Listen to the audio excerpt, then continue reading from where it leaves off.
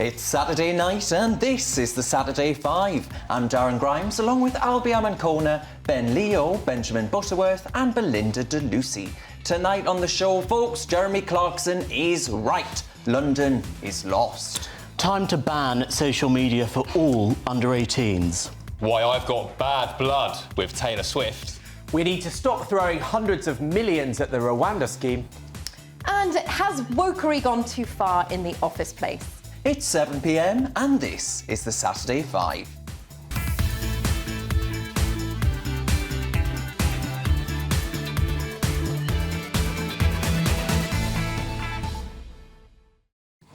Welcome along to the Saturday 5. Question of sport is being axed by the BBC, so we're only 52 years away from being Britain's longest running panel show.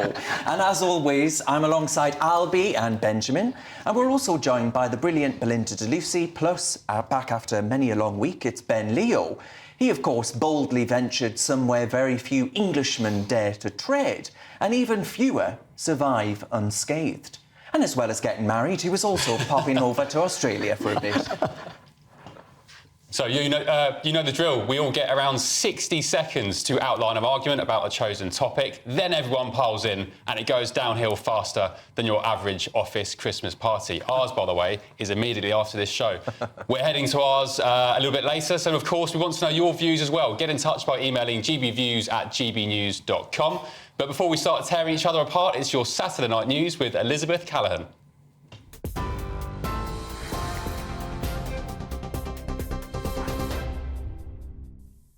Good evening, I'm Elizabeth Callaghan in the GB newsroom.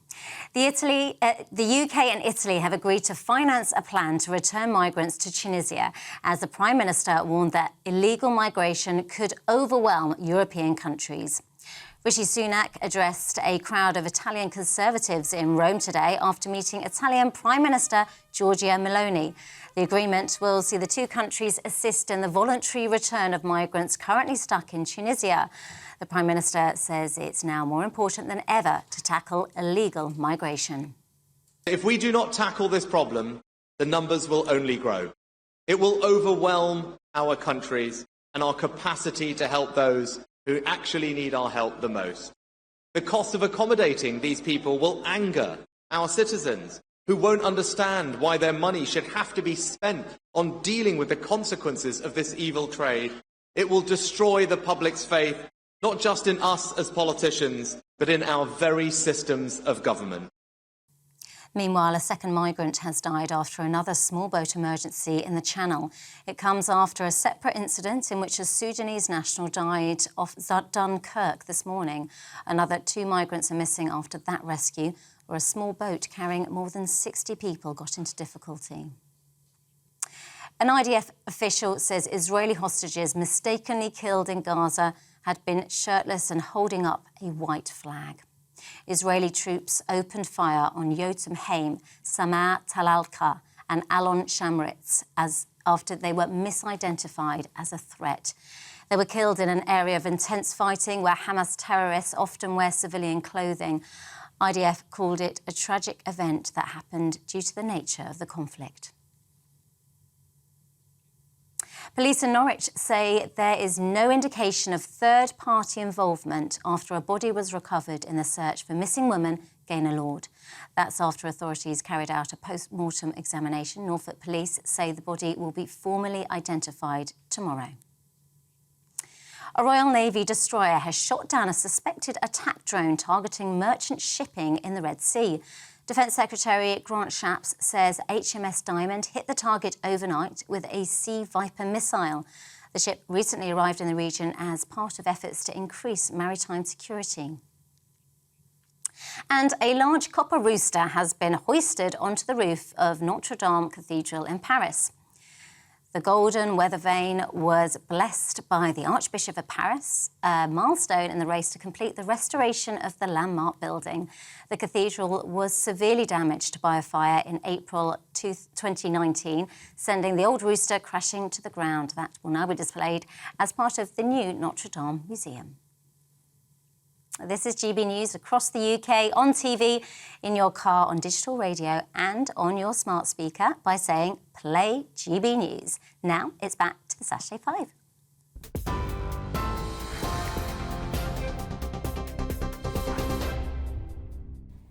It's Saturday night and you're with the Saturday 5. I'm Ben Leo and I made it through a month of 4 a.m. starts covering Nigel Farage's exploits in the jungle, including, by the way, analysing his bare backside.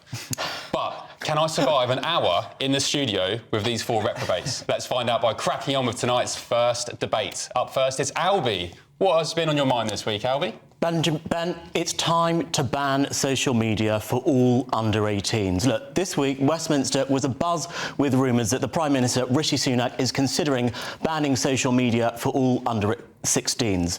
This is a brilliant idea, but in my opinion, it doesn't go far enough. Social media, like drinking and smoking, should be banned for all under 18s, and here's why. Since the advent of social media in the late noughties, we have seen mental health in teenagers and young adults plummet. We've seen an increase in depression in teenagers of 52%. Child suicides have increased by 150%, and self-harm among girls has tripled. This is without mentioning the death of Molly Russell, a young lady who took her life just aged 14. Last year, a court found that social media was a factor in her death. Each year, more and more studies are finding links between youth suicide and social media. Social media companies don't care about the health and well-being of our children. They care about their profits. Algorithms are indoctrinating young minds, harming our children and making them sick. We've seen worrying trends emerge on platforms like TikTok. We saw a trend where teenagers were praising Osama bin Laden. Now, could you imagine wartime-era teenagers praising Adolf Hitler? It's completely unthinkable. Critics and those with vested interests will tell you that this is impossible. But did you know that most social media outlets already have very poorly regulated age restrictions of 13+? This could be verified by mandating ID for social media account creation. This is not rocket science. Childhood should be about learning. It should be about enjoying time with friends and figuring out who you are. Not about suicide, self-harm and depression. All that with a dash of indoctrination undermining Western democracy. And that's why we've got to ban social media for under 18s. Belinda, you're a mother, and Ben, you're a father. Do you think it's practical to ban social media for under 18s? I think it's essential. And I think as adults, we have a duty of care to protect our children and to put boundaries in. This whole sort of progressive culture of removing all boundaries, every kind of progress is wonderful. No, it's not for childhood. Children need protection from this. I'm around teenagers all the time. I have a house full of teenagers most days. And it is the one thing I feel is causing more mental instability in teenagers when their minds are not quite developed yet. They're being rewired to be addicted to the dopamine hits that social media give. So if you have a child on TikTok for an hour, they're going to get far more stimulus from that than going to walk their dog or playing 40-40 outside or hide and seek or board games with their siblings. And that is what the problem is. It's also highly addictive and taking them away from childhood, all for profits, as well as all the awful self-harm and eating disorders. You have things like gender ideology, convincing young children that they're born in the wrong body. That's social contagion now on social media and really harming our kids. I think absolutely ban it for under 18s. It's the least that adults could do in this wild, wild west of internet madness for young people. Ben Leo, is it practical? Yes, it is practical, and also just forget the under-18s, ban it completely, full stop for adults. The level of discourse that grown men and women have on Twitter or Instagram, for example, is absolutely inane. Which you never indulge in at all. I'm words of wisdom, and I pump out truth bombs day in, day out. But look, on a serious note, I get the train back from London to where I live after work sometimes, and I'm flicking through Instagram Reels After an hour, I don't know where the time's gone. I've been watching these stupid, inane videos for an hour plus, and I'm at my destination. I'm like, oh my God, where's that last hour gone? There's so many different aspects to why it should be banned, not just for kids, for adults as well. One being bullying at school. When I was at school, if you got bullied, you were bullied in the confines of the school, inside the school gates, in the classroom. You could go home, and your refuge was your home. You'd go home and you'd forget about it until the next day when the onslaught started again. These days, and I've seen firsthand with youngsters I know, my niece, neighbours and whoever else, they're getting bullied 24/7. They're on these WhatsApp groups, they're on Instagram, they're on TikTok, and girls especially are, from what I've seen, quite nasty these days. And when it comes to the boys as well, I fear for young lads growing up these days, because when I was a young boy, the only porn we saw was on torn, wet, sodden magazines down some Why side. were they wet? Well, it's been raining. I think it's a bit early for that. It's before the It had been raining, watershed, but thank you very much. But boys these days are sharing explicit hardcore porn on their phones and social media, and their view of a healthy sexual relationship is completely warped. And young girls are saying now, they're coming out and telling of their first-hand experiences, their first times of sex, which I'm not going to go into detail, but it's obscene, it's completely graphic, and it's not representative of how a loving relationship should be. But there's so many different aspects as to why social media should be banned, full stop. Benjamin Butterworth, some people would argue it'd be quite draconian to ban social media, full stop, or even for children. Do you agree with them? I do. I mean, this country loves banning things at the moment, and it would be a completely redundant way to go about things. You can't uninvent the wheel, and you can't pretend that somehow when they get to 13 or 18, that social media is just not going to be there. They won't know how to deal with it. They won't know how to manage it. It's the same reason why I think France has a better attitude to alcohol when they give kids a little glass of wine rather than making it this sort of mysterious thing that you get to 18 and get hammered every weekend like your typical British person still does, right? I think you'd have a similar approach. Now, it's absolutely true that there are problems. It's incredibly addictive. I don't use TikTok for various reasons, but one being the handful of times I did use it, I couldn't believe how addictive it was. It terrified me. And as an adult, I make a point of, if I go for dinner, banning phones. I like to go on holidays where I can't even get phone signal. You know you want to be out of it. But I think the idea that you should ban it is unrealistic because it's a part of our lives. It brings lots of benefits. I wouldn't have the career I have today without social media. I got all of my first career steps as someone that had absolutely no, from a little village in the northwest with no connections to anyone. Yeah, but how old were you? How old were you when you were engaged? I would have been about 16, I guess, when I started to get work experience from social media. So you'd rule out a ban for under 16s as well as... I think 13, which is the age that places like Facebook and Twitter state, is the reason. But I would just point out that that's not enforced at all. Exactly, And one thing I would say is that I get quite sick of seeing parents who set up accounts for their kids, right, that, they're running it, but they're putting all their kids' lives on there when their kid doesn't have a choice about it at, like, 5 years old. I think that should be banned. But I don't think you should pretend that young people growing up should exist as though social media isn't there and not know how to manage it. Darren, some of these statistics, though, 52% depression up, child suicide increasing by 150%, self-harm among girls tripling. Is that worth what Benjamin is saying for his job? We've got to move on, but I could go on about this topic for a wee while, but I just don't think it's remotely viable, Albie. I think that there are ways in which the tech-savvy people can get around it. Young people know the internet, they've known it all their lives. They're able to get around these things through VPNs and all the rest of it. I just don't think it's possible to do it. But the social media I would companies... ban Darren Grimes from social media.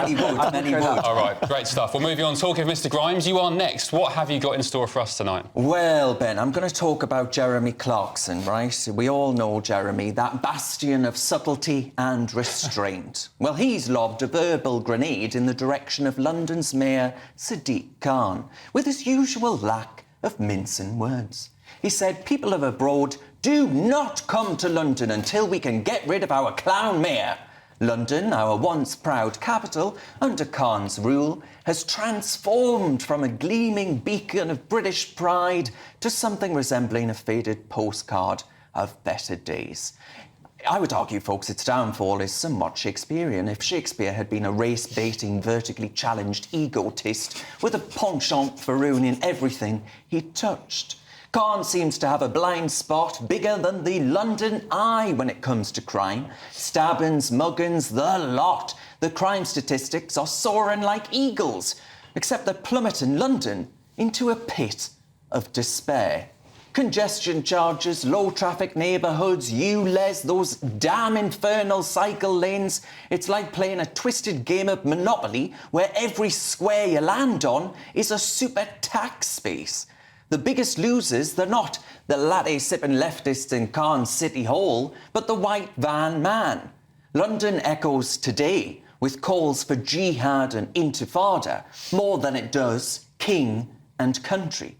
The rapid demographic overhaul of our capital hasn't exactly been the unmitigated success story some would have you believe, especially when our weekends are increasingly marred by demonstrators offering succour and support to terrorist groups. In sum, I reckon Clarkson's hit the nail on the head. Under Khan, London is shedding its sheen. It's morphing into a city where personal safety is a luxury.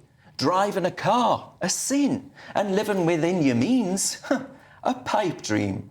What London needs is a mayor who'll get stuck in, confront these issues with gusto, and resurrect London from the ashes of this failed social experiment. Well, Ben Leo, do you think actually this is a Shakespearean play of tragedy and loss? By the way, say what you really think, please. Don't hold back too much. Well. Look, I think London is an absolute dump. Is that why you don't live here? Yeah, I've worked here for 11 years. Sorry, no offence to anyone that lives in London. Not everyone's got the freedom to live where they choose, but I think London is the dirtiest, grimiest, most dysfunctional city in the world. I've been to Madagascar and I'd probably prefer to live in Madagascar than London. I've worked here for 11 years. My colleagues, wherever I've been, at the Sun here or anywhere else, they've always said, when are you moving to London? Well, it's so good, it's amazing. When are you moving? Before Albie come back to that, I want to get Belinda's view. For me, I've lived in London 25 years. I absolutely love the city, but I love the city for its history, its buildings, its galleries. I do feel like since Sadiq Khan has come into power that he has utterly and completely divided it into separate groups based on this crazy political identity of the left, and he's disassociated it, disconnected it from England. It's like his mini-kingdom now, like a sort of capital of the whole world. And I think that's a shame for a capital city that it's not stuck to its roots a bit, because we can all share in the fact that it's England's capital city, and yet we only do that really when there's a royal event or two. You know, Sadiq Khan is not known for appealing to absolutely everyone to unite under one thing. It's what divides so-and-so from this group. Let's celebrate the divisions and make little separate communities. And I find that really, that's not what a capital city should be about. So I think I do think he's ruined London. You said it's an English city, but it doesn't feel like an English city anymore. It used to be my dream to live in London when I was a kid. I used to come up on Saturdays for drama classes. I used to go to drama school here. Drama classes? I'd then go to Highbury, home of the Arsenal. I can tell you've done some drama classes, Ben, because that was so over-dramatic, that response to Darren's monologue. Look, I'm a Londoner. I was born in London. I'm born and bred in London. I'm not going to have people talk down the best city in the world. I will absolutely have people criticise Sadiq Khan. Why is it the best city in the world? Things have gone wrong since Boris left in 2016. He left the mayoralty of London in a great position, Albie. And now it has fallen. Albie, and that is a shame. But I'm not going to have you talk down is it the best city London in the when world? you're not even from here. I'm glad I'm not from London. Don't talk down. Why is it the best city in the world? Don't talk down my place of birth and the best city in the world, where people from across the world want to come, live and make their lives here and contribute to this country. But the lifestyle in London, as Darren alluded to, you can't afford proper homes. Nothing works. You can't buy homes here. Worse than Madagascar. Well, look, I talk in jest. Yes, the drama classes. But there are... I mean, look, white Brits are a minority in London now. It's not an English city anymore. In terms of community... You think I shouldn't be in London? Well, you're British. I'm saying white Brits. You're a Brit. Yes, but I'm not a white Brit. Yeah, but you're British. Right. But you said white Brit. In terms of community, I'm part of the community. Yeah, it's nothing to do with race, though. So why did you say white Brits? We're very successful, multiracial. We are. So let's talk about that. It's about culture, and Sadiq Khan emphasising the differences between us all, which has been ruinous. Well, hang on, Benjamin. I mean, do you have any... you're not from London. Do you have any agreement... with you can't Jeremy tell from my Clarkson? accent, but I am actually from Manchester. Look, you try to wear the clothes of a patriot and flaunt yourself as a patriot all the time, and yet the only things you ever say are criticising this country. Well, it the never capital. Because it's a dump. And it's not a dump, and that is an insult to this country. You can never claim to be a patriot London's a dump. if you're calling London a dump. You know, this is not just the capital of this country. London is the capital of the world. Yeah, that's if you want bloody to problem. exceed in so many fields of work, if you want to be an incredible lawyer, an incredible journalist, an incredible TV presenter, to go into banking and make millions of pounds, all sorts of things, the world is your oyster, and there is nowhere else besides a handful of cities like New York where that is possible. We have the greatest art sector, we have the greatest financial sector. You can do anything in London. As somebody who grew up in a little village in another part of this country, I came here to make those dreams come true.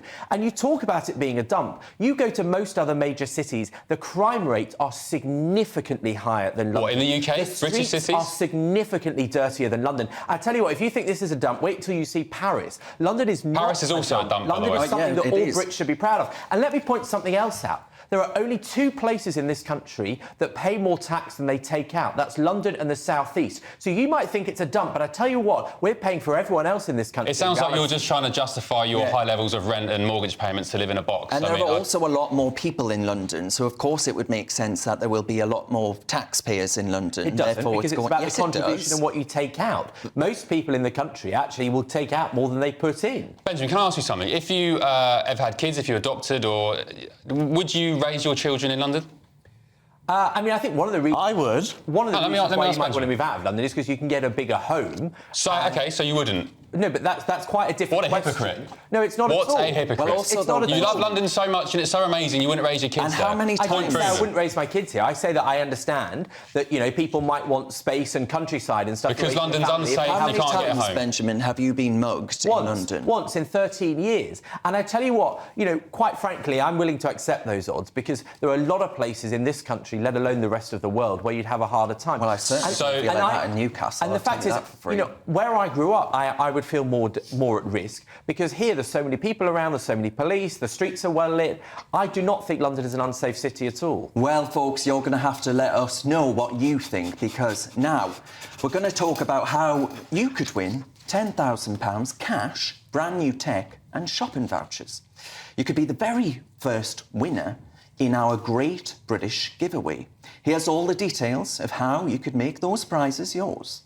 It's the Great British Giveaway, your chance to grab some amazing prizes and start your new year the right way. You could win an incredible £10,000 in tax-free cash to spend on anything you like. Imagine having all of that extra cash in your bank account. We'll also bring you bang up to date with the very latest iPhone 15 Pro Max. And we'll give you £500 worth of shopping vouchers to spend in the store of your choice. For another chance to win the iPhone, the vouchers and £10,000 cash, text GBWIN to 84902. Text costs £2 plus one standard network rate message. Or post your name and number to GB01, PO Box 8690, Derby DE1 9TT. UK only. Entrance must be 18 or over. Lines close at 5 p.m. on Friday the 5th of January. Full terms and privacy notice at gbnews.com/win. Good luck. Cool, that looks all right, doesn't it? Bit miffed that I can't enter that. Anyway, still to come tonight, Benjamin on the government's attempt to pass their Rwanda bill, and I'll give my verdict on Time Magazine's Person of the Year.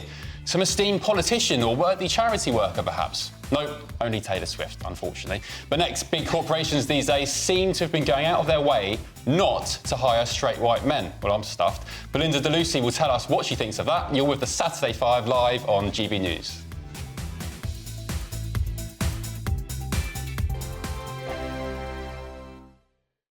Earlier on GB News Radio. Brits will spend an average of £105.43 more on Christmas this year, despite shrinkflation. Festive food and drink is expected to be the largest contributor to this rise, with an average increase of £25.87. So, what can you do to save money this Christmas? A question on absolutely everyone's lips, isn't it? Joining me now is a household finance expert and founder of Noose.co, Greg Marsh. Greg, thank you very much for joining us this afternoon. OK, we're spending more on Christmas, but we're not getting as much for our money. So how can we save money? Yeah, by the way, that's for inflation stuff. The one that really gets me is chocolates. How much smaller and how much less bang for your buck you get on those packs of Quality Streets and those boxes of roses. I mean, that was sort of my defining memory of Christmas as a kid, was passing the Quality Streets around. And you can tell you don't get as many purple ones these days. The top tip we've got right now is, of course, look at what you're buying, make a budget, shop from that budget, and make sure that you're focusing on each one of those decisions and trying to save money. But actually, those are the things which most of us get right. Those are the things where people pay attention to how much they're paying at the supermarket aisles. And we're not stupid. We know, when the packets get smaller and the costs go up at the till. However, where you can probably save money is the things that you're not thinking about, particularly in the run-up to Christmas. So, a couple of real top tips. Mobile phone costs. I don't mean buying a new handset. In fact, although a lot of people do buy new handsets around December, and as a result, it's often around this time of year that your handset contract expired. If you did buy a handset with a new mobile phone contract a year ago or 18 months ago, and you're coming off that contract now, it might be time to look to move to a SIM-only deal. Typical savings, about £320 to move from a handset contract to a SIM-only deal. If you don't need a new handset this year, that's a big saving. Another one is broadband contracts. Very easy to let those contracts slide year after year. Now, when we get sorting of people's broadbands, we're often able to save them more than £400. That's an average number. £429 we're typically able to save people when it comes over on the broadband contract. Energy bills. Again, we're having to heat our homes now this time of year. It's getting colder. Don't forget, energy bills are going to go up again in January. So a quick tip there is to get a meter reading in on or near the 31st of December. Set your draw a little red line in your calendar. Make sure you don't forget that, so that you've paid as much as possible of your energy bills at that slightly lower price. You're listening to GB News Radio.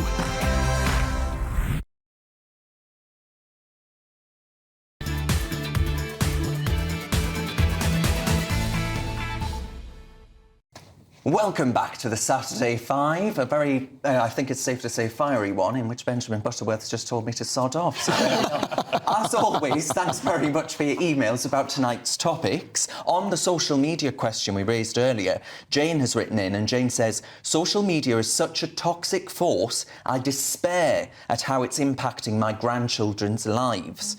And Sam says, I'm with you, Ben. It's quite scary how easily you can fall down a hole while scrolling. Well, I hope she doesn't mean literally. And on London, Neil has written in, and he's got some advice for Jeremy Clarkson. He says Jeremy Clarkson should run for Mayor of London. At least he's got a handle on things, Neil says. And James says, I don't recognise the London of today compared to the city I grew up in. It's disgraceful. Well, that's that then. It's time for our next debate, and it's time for Belinda de Lucy. Belinda, what have you got for us today? Are we embarking on a purge against white men in the office? Many will have heard that the chief exec of Aviva has recently told MPs that the appointment of all senior white men must get a final sign-off from her as part of her drive to rid the financial world of sexism. You what, love? You don't speak for me. This neo-feminist crusade to penalise the entire male sex, specifically and only white men, rather than simply offer equal opportunities based on merit, is so utterly insulting to women and to non-white applicants. I certainly won't be teaching my daughters that in order for them to succeed, men have to step aside. We have all the tools to get where we want to go, if we work hard enough. We all have our equal rights engraved in law, and if we face discrimination, we can take legal action. That should be it. We don't need to punish an entire race and sex to raise anyone up. And it is white working class boys that are falling behind in education and who are currently being brought up in a climate of shame where their role models and historic heroes and their nation's achievements are trashed as if they are uniquely to blame for all the woes in the world.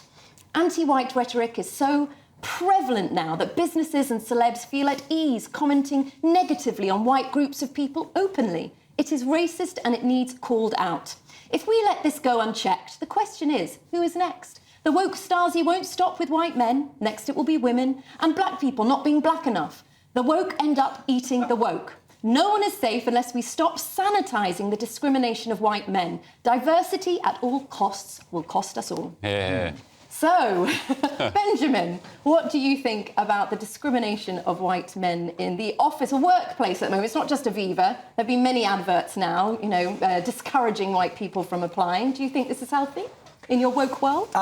I mean, the idea that white men are discriminated against in any meaningful way is completely absurd. They have enormous numbers of natural advantages, structural advantages in the system, and that's why things like trying to hire people from minority backgrounds or other backgrounds like having a disability or maybe a sexuality that's underrepresented is important, because they don't get the opportunities on a structural level that white men do. And when you talk about meritocracy, I really find it very hard to believe, if you look at the quality of some of the white men in Parliament, that they were really there on merit. They were there because they had so many advantages in the first place that those doors were wide open for them to walk through. And the fact is that, you know, if you're a Muslim woman on a council estate, there are going to be a lot more barriers in your way than if you're a bloke that went to Eton and is a white We fella. all have the opportunities to work hard and we all get opportunities at school, and Sadly, not everyone personal responsibility for the bad decisions you make in life. You know, we need to talk about that as well, not be ready to point the blame at this made-up structural racism or sexism. I, as a woman, would hate to feel like I got a job based on the fact I was female and not based on merit. The problem with that argument, Belinda, is that the truth is that a lot of white men get the job because they're a white man, because the person hiring them, because they have so much culturally in common with the person hiring them. They get the jobs because the mediocre white men run this country. They have for a long time.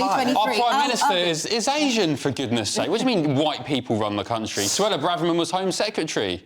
I mean, Kemi Badenoch's the minister. The very fact that you can name the people that aren't speaks volumes, right? And also, I would point out, not with Suella Braverman, but often the sort of ethnic minority people that get to those positions, the women who get to those positions, tend to be far more capable than the white men they're replacing. Well, the only reason you're on this panel is because we ticked a diversity checkbox, and it was actually the checkbox we ticked was being clinically insane after that nonsense that you just spouted. There are a few things that I would mention. So maybe to back up what Benjamin is saying, we do know that when we have CVs that are sent out, ethnic-sounding names do not do as well in employment as English and European-sounding names. That is an undisputed fact. So that perhaps goes in favour of what you are saying. But actually, I would say we need to stop focusing on things like race, whether or not we're talking about white people, black people, gay people. The biggest factors that determine life outcomes are whether or not you're from a single-parent household and the postcode that you are brought up in.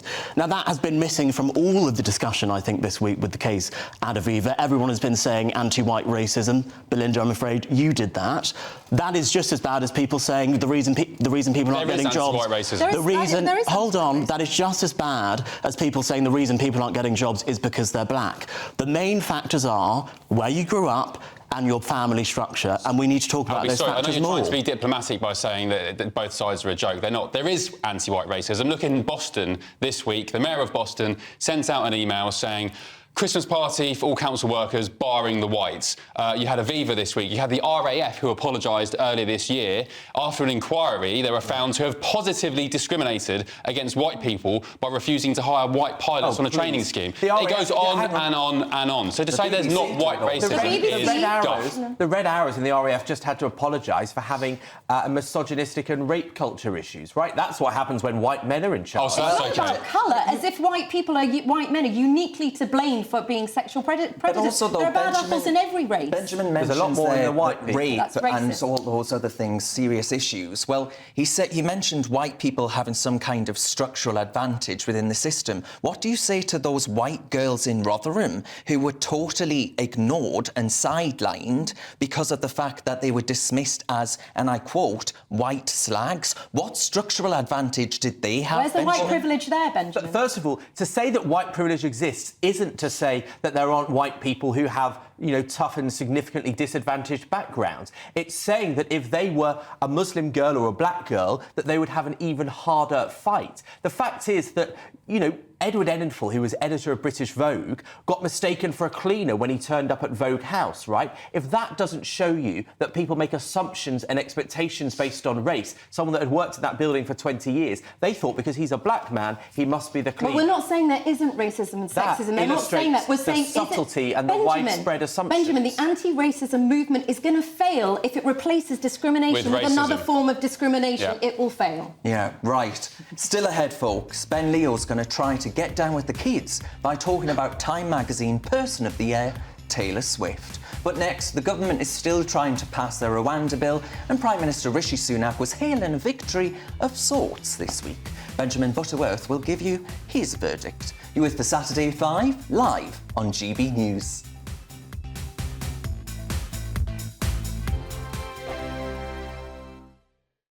Earlier on GB News Radio. So here to take us through this is US political analyst Eric Haim. Eric, thank you very much for joining us this afternoon. So this is one hell of a fine that Giuliani is facing, isn't it? Oh, absolutely. In fact, this is actually more money than the two plaintiffs themselves were actually even requesting. No one actually saw this number coming. And of course, we know that Rudy Giuliani will certainly appeal this. And now it will be up to the appellate court to actually determine if this hefty fine will actually stand. Why do we think the fine is so much? I mean, it sounds ridiculous money. Well, there is the money that the two plaintiffs actually lost in terms of what they had to go through for having had to move out of their own home because of threats and because they were dogged by Giuliani and former President Donald Trump. But also the punitive damages which the jury actually awarded. That is what made the fine so astronomical. And again, it's unclear, first of all, if Giuliani can actually pay this. We know that he has been struggling to pay his own legal fees, and we know that he's even put up several of his properties for sale as a way to try to raise money. In addition to that, we know that there's still the criminal case that he is facing in Georgia. So it's unclear if these two plaintiffs will actually see any of this money that they were recently awarded. I'd say he's not having a good time of it legally at the moment, is he? I mean, that was a civil case, wasn't it, as far as I understand it? Yeah, that's right. That was a civil case. He is also facing the criminal trial in Georgia for attempting to try to thwart the election there in 2020. And even after some of the comments that he made recently, the judge in this civil case actually said that there was cause for additional potential suits by these two plaintiffs against the former mayor of New York. It's unclear if they're going to actually continue this case, but this was a major fine. And also, too, I think it speaks to where we are now seeing both jurors and potential voters, where they are going as it relates to 2020 and their willingness to actually come down very hard on individuals for such attacks on election workers. I just have to ask you, I mean, the court system in America does seem a lot more politicised than in the United Kingdom. How much do you think politics has to play in this particular case? You're listening to GB News Radio.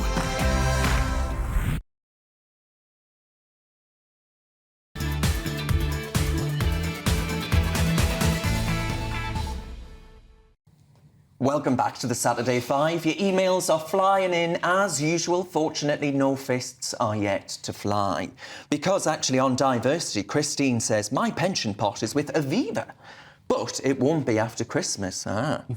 It's racism against white people, and as a mixed-race person, I can't comment on this. The best person on merit should get a job, not based on colour or sex. And yet the show is hosted by Darren Grimes. And James says, being a white ginger man with blue eyes and freckles on my arms, discrimination is all I've ever known. I bet that's true. Gingers, justice for gingers, they never get that's what we about. need. Justice for gingers. I mean, Prince Harry goes on there, doesn't he? Right, folks, it's time for our next debate. Up next, it's the wokest man in Britain, Benjamin Butterworth. What have you got for us tonight? Don't assume my gender, Darren. Now, this week we saw the unedifying sight of an unelected Prime Minister begging his Tory MPs to vote for the Rwanda plan. Never has a PM looked so pathetic and weak. I think the leadership elections come round sooner each year, as it feels like Rishi won't last much longer. But the Rwanda plan, to send refugees that arrive on our shores to the African country, isn't just bad because it's not going to pass in the courts and is costing a fortune, but it's also bad policy. What a lot of people don't realise is that we don't just get to send refugees to Rwanda that arrive here, but they're entitled to send Rwandans to this country. So if we send 100 there, and that's the number specified in the legislation, they can send 100 here. What a farcical excuse. It feels like this is just something the government wants to use to try and use a dividing line with the Labour Party. And my God, it's backfired. This week, they said on a tweet that Labour had supported having foreign criminals staying in the country. Now, if that's the case, that's a bad thing, but there's a problem there. The Rwanda policy says that if one of these refugees we send to Rwanda commits a crime in Rwanda, we have to take them into this country. So the only ones we keep are the ones that break the law. It's a total farce. And for this farce, we've spent £290 million so far. Enough that if we were to send 100 of them there, we could educate them at Eton for the entire of their childhoods. So frankly, when we haven't sent a single refugee there, we might have to take some foreign criminals in here. I think the fact that the only people who've been to Rwanda are 3 Home Secretaries, they should probably stay there. Mm-hmm. Now, Darren, you often defend this because you are sort of, desperately up the backside of Suella Braverman. Why do you defend it?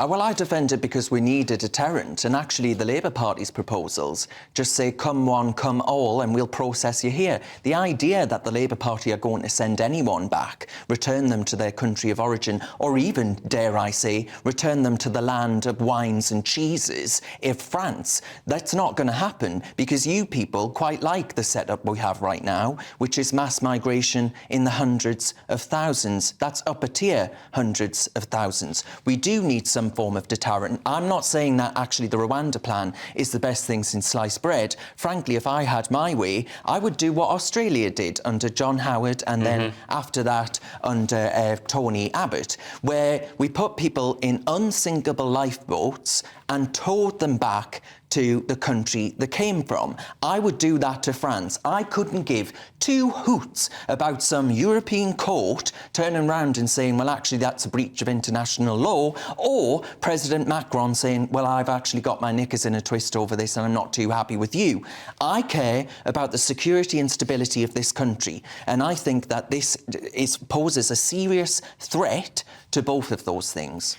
If the fear of dying in the Channel, as sadly far too many people have, isn't a threat, doesn't put them off, why do you think the idea of being flown to an African country really works? Because they would know they can't stay. They would know that when they get here, you will be ejected from the country. And when that is brought into the equation, that allows people to actually get a sense of the fact that we're not some kind of soft touch as a nation, and we're not going to roll over and scratch their belly with board and benefits. The difference with Australia is they towed the boats back mid-water. We wouldn't do that. No. We'd allow them into the UK first and then fly them to Rwanda. And by the way, Australia stopped the problem in its tracks within weeks as soon as they started doing that. We need to do the same. But actually, this whole Rwanda thing and stopping the boats is a bit of a red herring anyway. Darren, you talk about mass migration and hundreds of thousands a year. We've got the Tories in charge. It's down to the useless Tories who are enabling this nonsense. 700,000 people a year, a city the size of Birmingham every 2 years, and you want to talk about tens of thousands a year coming on small boats. I don't particularly care about that when we've got 700,000 people a year coming in legally at the hands of the Tories. The Tories are a disgrace. They failed. That's your lot who have failed us for the last 13 years, and they need to get out. I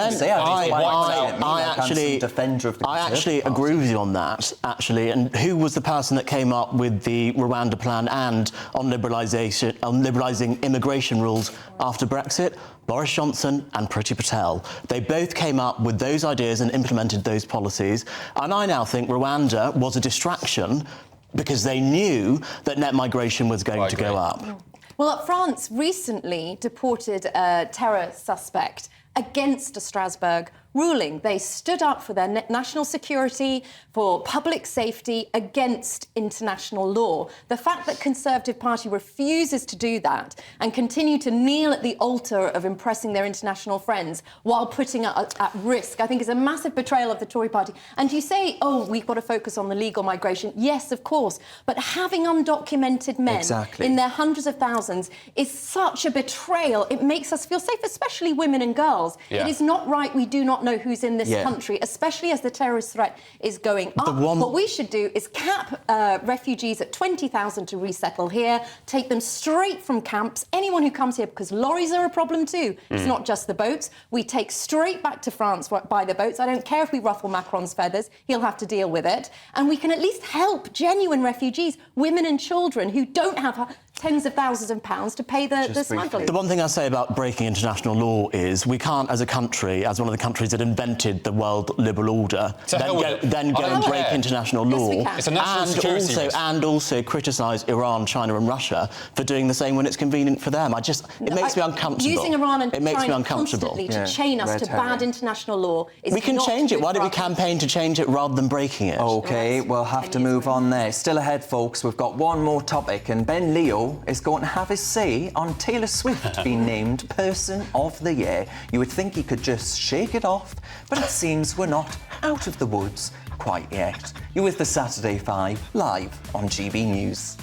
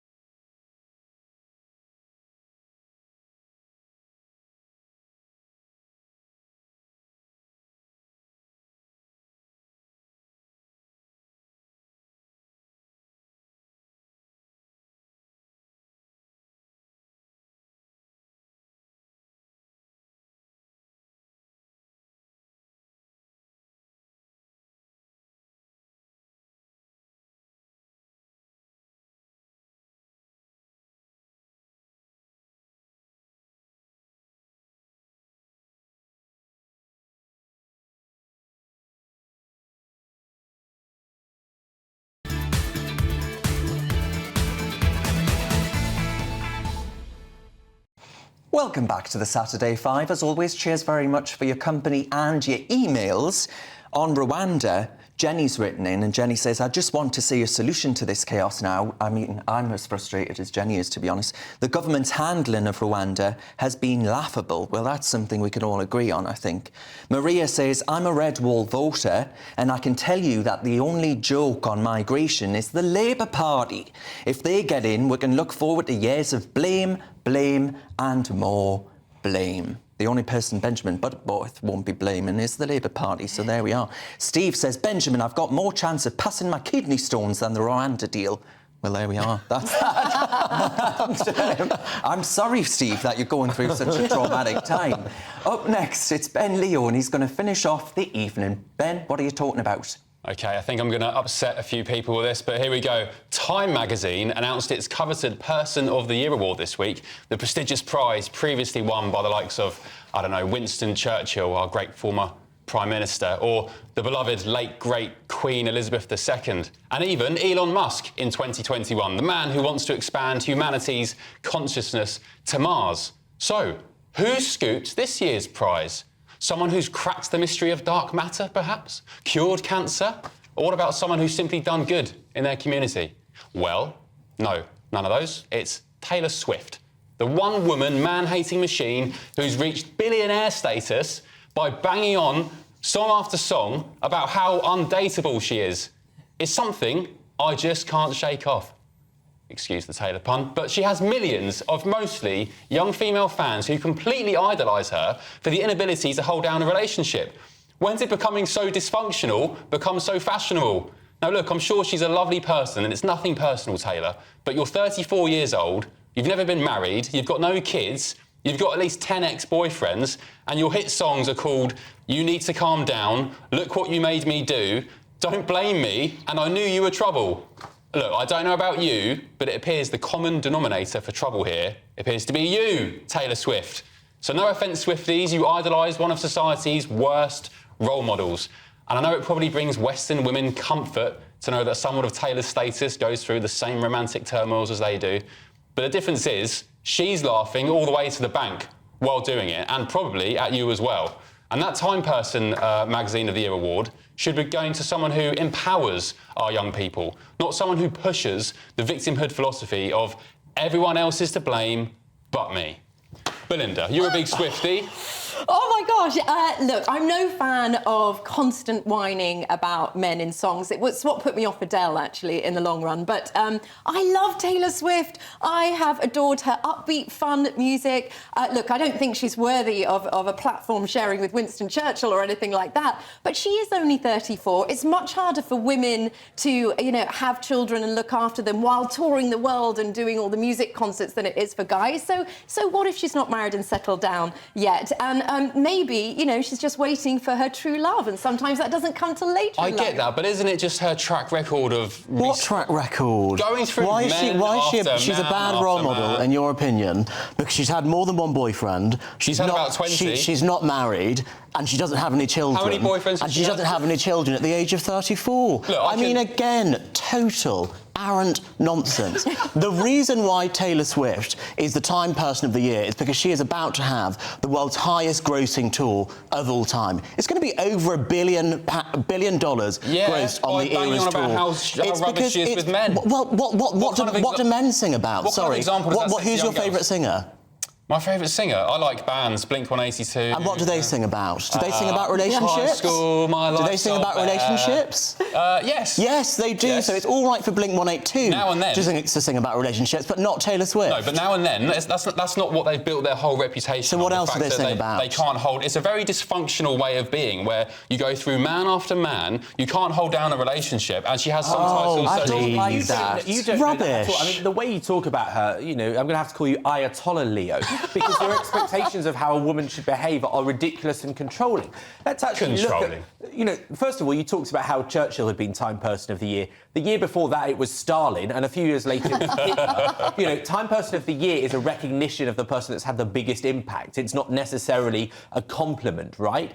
And the fact is that not only does she have the biggest grossing tour, but she's actually now the most successful pop star of all time. She's overtaken Michael Jackson in terms of reach. Yeah, that's great, and I applaud her for that. And that is I don't think you'd have many people saying that Michael Jackson wouldn't have been worthy of it, because the cultural impact is enormous.